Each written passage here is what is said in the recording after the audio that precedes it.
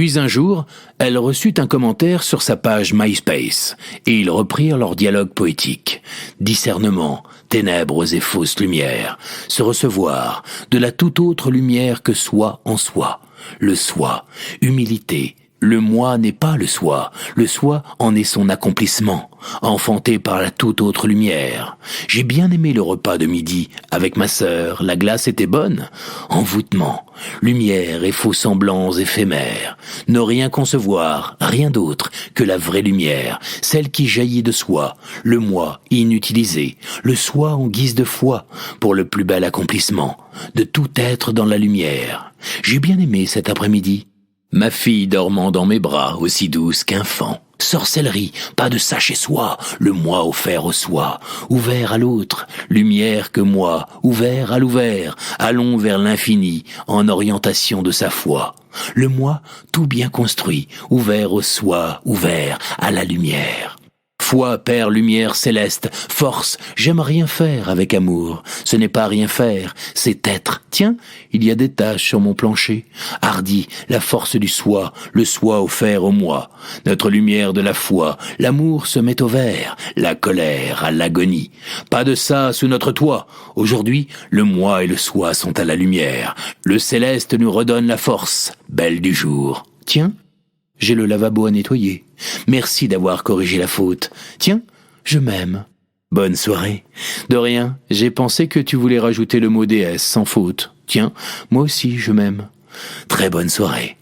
Super, on s'aime comme on est. Allez, bonne naissance. Devant son écran, il pensait à elle, à ce renouvellement de vie qui grandissait en elle, à sa beauté extérieure comme intérieure. Elle était femme et muse.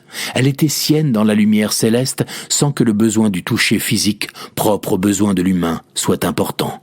Il mit ses doigts sur son clavier, en effleura les touches comme il l'aurait fait sur la peau de cette femme qui était connectée, elle aussi sur MySpace. Il se mit à tapoter sur les lettres de son clavier, ce qu'il pouvait ressentir en cet instant de délice. Elle est femme, elle a un esprit, elle a un corps. Archétype, Marie-Madeleine, ni vierge ni putain, chemin d'union.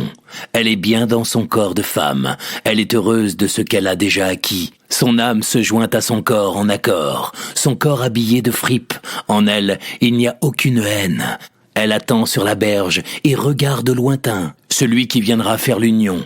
Un corps, une sexualité, une âme, un esprit. Viens et vois celui qui est l'union, le souffle, l'esprit, le sein. Dans toutes les dimensions, il a sauvé, assumé ta nature. Humaine d'un baiser chaste, pureté créant la distance, d'une altérité, relation, ne me mange pas en toi, laisse-moi être moi, en face de toi. La chambre conjugale devient chambre nuptiale, le mariage devient alliance. Vois-tu la distance entre toi et moi? Un souffle long, souffle soupiré, ton âme, ton esprit, viens à moi. Dans cette union, le souffle, ta respiration m'anéantit. Le sein, celui de la séduction, il assume ma nature. Humaine, je te déposte un baiser chaste, pureté des circonstances.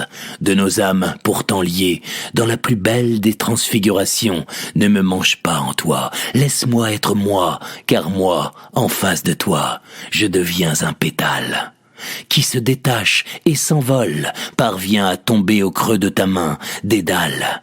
Le mariage devient abondance et naissance entre toi et moi.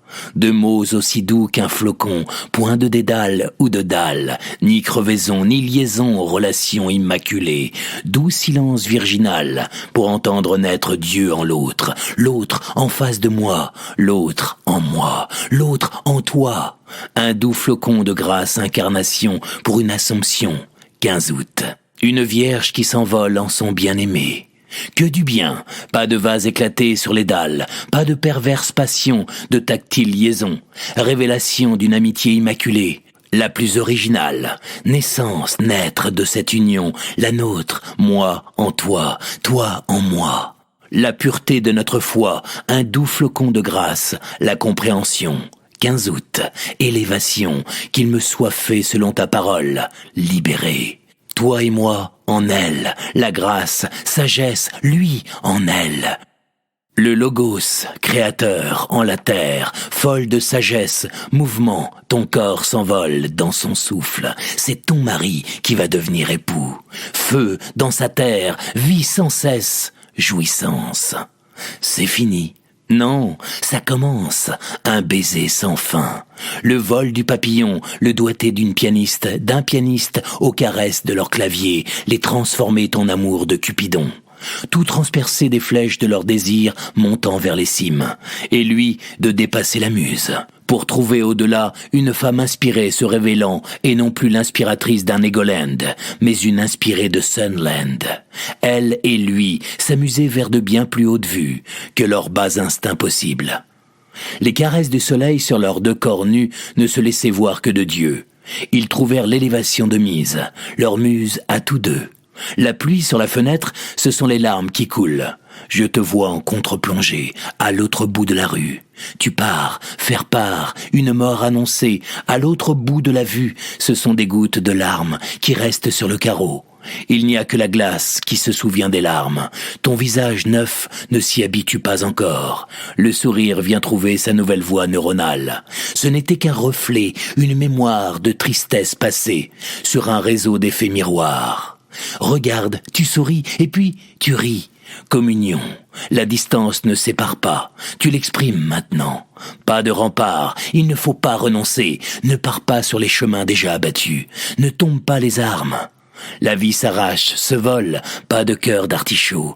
L'absence d'un être fait place à une force encore plus grande. Plus de larmes. Le temps fait son œuvre. On n'oublie pas. On puise sa force dans le souvenir. Encore et encore. Beau souvenir, sourire retrouvé, impérial. Il n'y a plus de tristesse, être désarçonné. Notre cœur a le pouvoir de dépasser. La tristesse est de voir au-delà du miroir. Bonjour le sourire, la joie, le souvenir n'est pas enfoui, on s'en nourrit. Conviction, non, la distance ne sépare pas. Cette nouvelle force s'imprime en toi dorénavant. Mon cœur d'art très chaud ne puise plus seulement dans le connu de son passé, mais aussi dans l'inconnu de son présent. Accepter l'imprévu, ce qui ne fait pas sens, pulvériser Satan et ses démons, être plus qu'un magicien, vivre l'amour surnaturel, qui peut tout, foi. Là, devant leur écran respectif, qu'avaient-ils à gagner, à perdre? Une idée leur vint à l'esprit.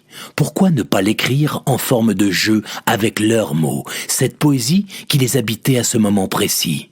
Même s'ils savaient que de gagner ou perdre entre eux n'était pas si important, car l'amour les illuminait et les guidait. Gagner, une invitation de toi à danser, gagner, le plaisir de te regarder, gagner, de toi un baiser, gagner, plus fort que l'ennemi, gagner, aimer celui qui te hait, gagner, ressusciter là où l'autre meurt, gagner, de l'amour pendant ce temps-là. Tiens, je t'embrasse, perdu. Obtenir ce que l'ennemi n'a pas réussi, obtenir des autres de l'amour, du fair-play, obtenir la bénédiction en sa demeure, obtenir l'amour avec le grand A. Tiens, je t'embrasse, perdu. Recevoir le baiser de Judas, la traîtrise de l'ami qui s'en croyait perdu, à en souffrir, à en mourir, à en recevoir le baiser de l'éternité, à en ressusciter la chair soufflée. Tiens, je t'embrasse. De quel baiser?